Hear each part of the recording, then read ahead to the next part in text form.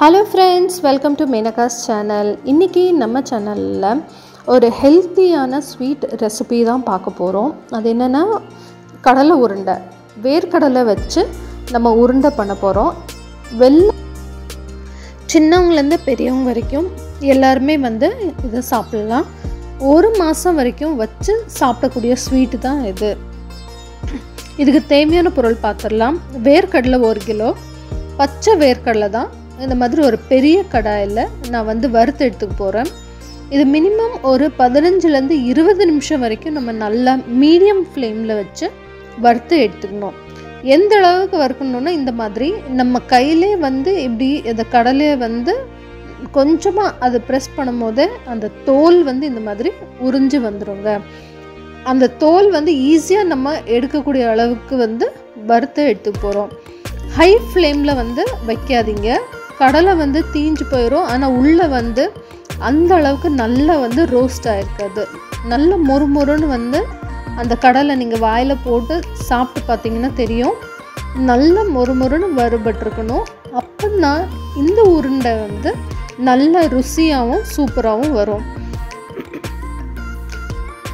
இந்த அளவுக்கு நம்ம வறுத்து எடுத்து இந்த வேர்க்கடலையை ஒரு பாத்திரத்தில் போட்டு நல்லா அதோட தோல் எல்லாமே எடுத்து வச்சுக்கணும். இந்த மாதிரி தோலெல்லாம் எடுத்துட்டு நம்ம வேர்க்கடலை இன்னொரு பாத்திரத்தில் எடுத்து வச்சுக்கணுங்க.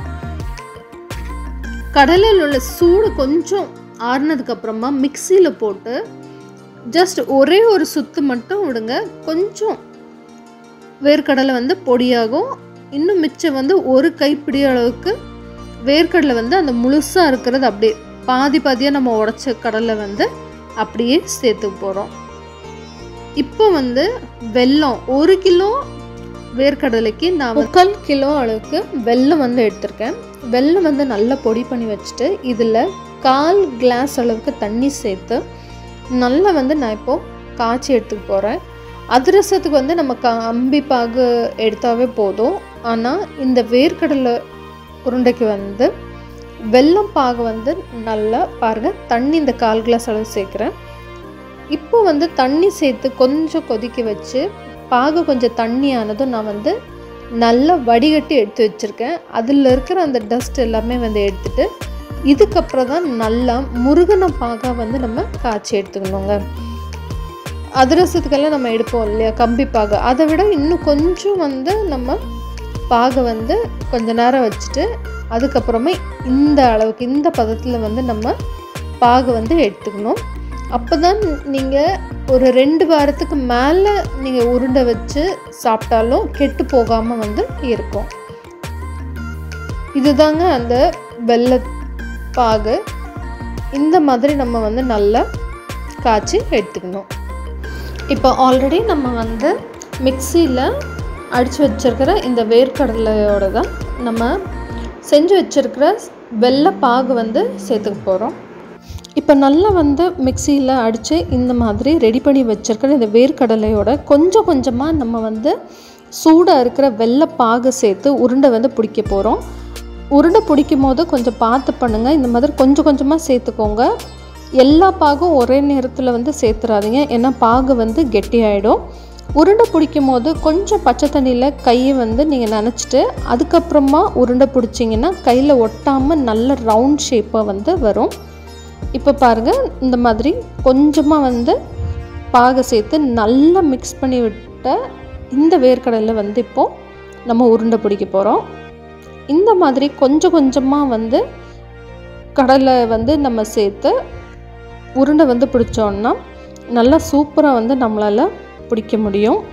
ஒரே நேரத்தில் எல்லா பாகும் சேர்த்துட்டிங்கன்னா அது சீக்கிரமாக காற்றுல கெட்டியாயிடும் பாகு. அது நல்லா பார்த்து நீங்கள் சேர்த்துக்கோங்க.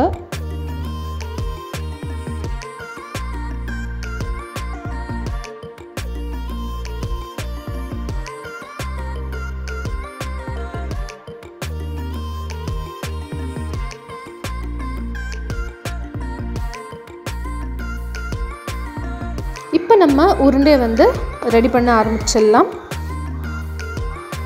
இன்றைக்கி நான் கொஞ்சம் மீடியம் சைஸான உருண்டையை தான் ரெடி பண்ணியிருக்கேன். இந்த சைஸ் கூட கொஞ்சம் பெருசாக உங்களுக்கு வேணும்னா கொஞ்சம் அதிகமாக வேர்க்கடலை வந்து எடுத்து உருண்டை பிடிச்சிக்கோங்க.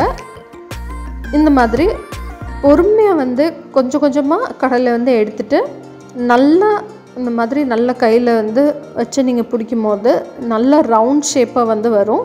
அது இல்லாமல் இது வந்து ஒரு ஈஸியான ஸ்நாக்ஸ் ரெசிபி. குழந்தைங்களுக்கு வந்து ஸ்கூலுக்கு கூட நீங்கள் வந்து ஸ்நாக்ஸாக கொடுக்கலாம். வீட்டில் பெரியவங்கலேருந்து எல்லோரும் ஈவினிங் டைம் டீ குடிக்கும் போது ஒரு ஸ்நாக்ஸை வந்து சாப்பிட்லாங்க. ஒரு ஹெல்த்தியான ஒரு ஸ்வீட் ரெசிபி. கண்டிப்பாக இந்த ஸ்நாக்ஸ் வந்து உங்களுக்கும் பிடிச்சிருக்கும்னு நினைக்கிறேன். இந்த மாதிரி நீங்களும் வந்து உங்கள் வீட்டில் செஞ்சு சாப்பிட்டு பாருங்கள். என்னோடய வீடியோ வந்து உங்களுக்கு பிடிச்சிருந்தா மறக்காமல் ஒரு லைக் போடுங்க. அப்படியே கமெண்ட் பண்ண மறந்துடாதீங்க. என்னோடய சேனல் இது வரைக்கும் நீங்கள் சப்ஸ்கிரைப் பண்ணலன்னா சேனலை சப்ஸ்கிரைப் பண்ணிக்கோங்க. பக்கத்தில் தெரிகிற பெல் ஐக்கானையும் வந்து ப்ரெஸ் பண்ணிக்கோங்க. அப்போ தான் நான் போடுற புது வீடியோஸ் உங்களுக்கு நோட்டிஃபிகேஷனாக காட்டும். நீங்கள் எந்த ஒரு வீடியோவும் மிஸ் பண்ணாமல் கண்டிப்பாக பார்க்க முடியுங்க. இந்த வீடியோ உங்களுக்கு பிடிச்சிருந்தா உங்களோட ஃப்ரெண்ட்ஸ் அண்ட் ஃபேமிலி கூடயும் ஷேர் பண்ணுங்கள். என்னோடய சேனலை வந்து சப்போர்ட் பண்ணுங்கள். கண்டிப்பாக இந்த ஸ்வீட் ரெசிபி உங்கள் எல்லாருக்கும் பிடிச்சிருக்கும்னு நம்புகிறேன். மறக்காமல் நீங்களும் இந்த ஸ்வீட் ரெசிபி வந்து ட்ரை பண்ணி பார்த்துட்டு எனக்கு வந்து சொல்லுங்கள். தேங்க்யூ ஃபார் வாட்சிங் மேனகாஸ் சேனல். மீண்டும் இன்னொரு டிஃப்ரெண்ட்டான சூப்பரான ஒரு ரெசிபியோடு உங்களை சந்திக்கிறேன்.